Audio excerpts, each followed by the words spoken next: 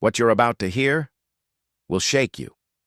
Because when President John Dramani Mahama took the stage at the 13th African Union High-Level Dialogue, he didn't come to deliver a routine speech. He came with fire in his voice and truth in his words, challenging not just the African Union, but every leader on the continent. In a gathering filled with presidents, diplomats, and heads of state, Mahama didn't tiptoe. He confronted the deep-rooted issues stalling Africa's progress: governance failures, democratic backsliding, and the dangerous silence around unconstitutional power grabs. And the moment he spoke, you could feel the tension rise. This wasn't scripted diplomacy. This was raw, unfiltered leadership. If you think you've heard African leaders speak boldly before, wait until you hear what Mahama had to say, because this was different. Before we reveal his powerful message, hit that like button so YouTube recommends this to more people who care about Africa's future.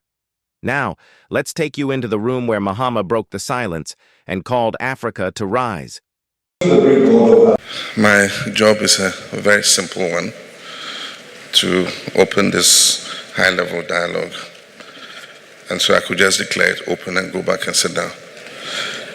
But I guess I'm expected to say a few things. Let me proceed on established protocol, but recognize our former heads of states and prime ministers, former prime ministers, to acknowledge our acting Chief Justice, former Chief Justice, ministers of state, our traditional leaders, and distinguished ladies and gentlemen who have assembled here this morning.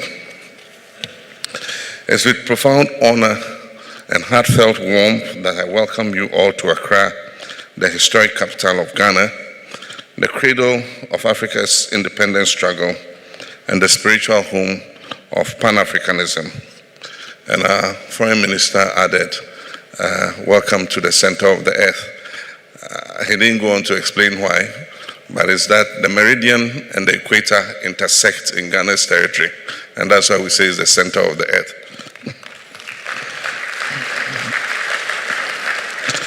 We're very privileged to host the 13th High-Level Dialogue on Democracy and Human Rights, Governance, Peace and Security, an essential forum at a defining moment in Africa's development trajectory. This year's dialogue, convened under the theme Justice, Rights, Reparations and State Building, reaffirms our shared commitment to confronting the structural challenges that continue to shape Africa's condition. It reflects our collective will to advance democracy, uphold human rights, strengthen governance, and ensure peace and security for the people of our continent. It also affirms our conviction that true and lasting peace can only be achieved when justice exists, when the rights of our people are respected, and when governance systems are truly inclusive, accountable, and are owned by the people that they serve. Your Excellencies, distinguished guests, this dialogue could not have come at a more appropriate time. For far too long, the architecture of African states has rested on foundations imposed during a colonial era that neither understood nor respected our histories, our culture, or our aspirations. The enduring legacies of slavery, colonial exploitation, systemic racism, and economic subjugation are still visible today in the arbitrary borders that divide our peoples, in the financial hardships imposed by unjust global systems, and in the fragile governance systems, institutions that we are still struggling to strengthen. We gather here not only to examine this painful past, but also to shape a different and a better future for our continent, where African agency, sovereignty, and dignity are restored and respected. A future where state building is informed by our context, shaped by our people, and owned by our African communities. Ghana is honored to contribute to this continental vision.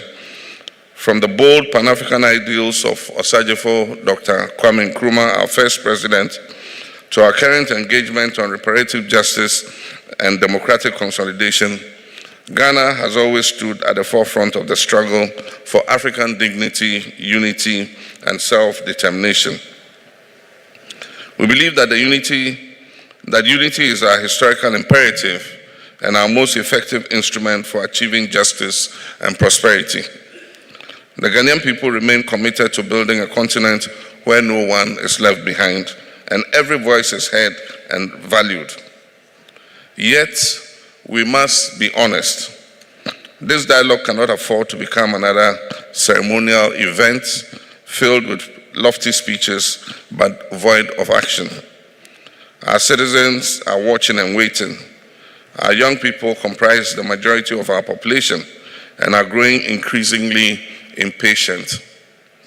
They are not asking for charity, they demand fairness, they demand opportunity and a stake in our continent's future. Civil society is mobilized, our diaspora is engaged, and our institutions, though still evolving, are increasingly bold and ready to deliver. We must rise to the occasion, not with rhetoric, but with clear action. In that spirit, allow me to place before you two urgent recommendations. And the first is I wish to commend the African Union Executive Council for extending the theme of the year on reparations to a decade on reparations. And so from 2026 to 2036 has been declared as the decade of reparations by the African Union. I also wish to commend the Executive Council for approving the terms of reference for the African Union Commission of Experts on Reparations and the African Union Reference Group of Legal Experts on Reparations. These are critical milestones. However, we must now move swiftly to operationalize these instruments.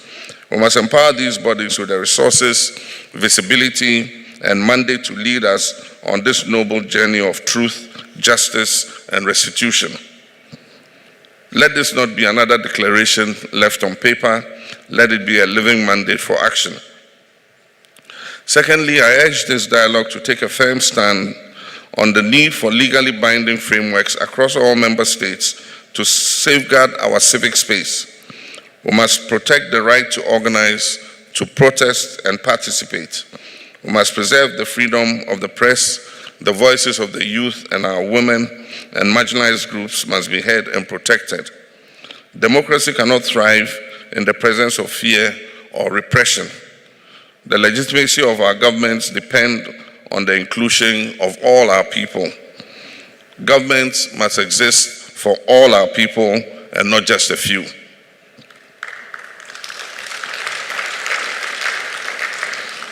Equally important is the need to prioritize political education as a pillar of state building, Widespread civic disengagement is not simply a matter of apathy. It is often the result of exclusion, mistrust, and systemic failure. And therefore, we must integrate political and civic education into our school curriculum. We must encourage public engagement through national dialogues and community platforms. And we must ensure that our democratic institutions speak a language our citizens understand and trust. Democracy must be more institutional. It must not be just institutional, it must be relational. It must be rooted in the daily lives, experiences, and expectations of our people. This dialogue must be remembered as a meeting of minds and a moment of continental reawakening. We must boldly pursue justice for our past, present, and future generations. Justice must inform the institutions we create, the policies we enact, and the leadership that we embody. This is not a romantic notion. It is a practical and achievable goal if we are united, determined, and courageous to pursue it. And so let us make this dialogue count. Let us not merely reflect, but let us act, let us speak of Africa's potential and realize it in our lifetime. On this note, it is with deep conviction and hope for our collective future that I have the honor and privilege of declaring that 13th high-level dialogue on human rights, democracy, and governance officially opened. Akwaba.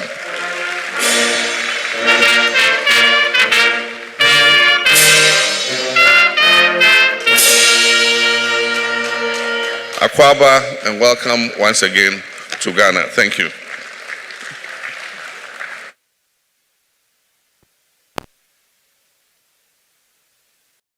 Thanks for watching. If Mahama's words inspired you, like this video and drop a comment below.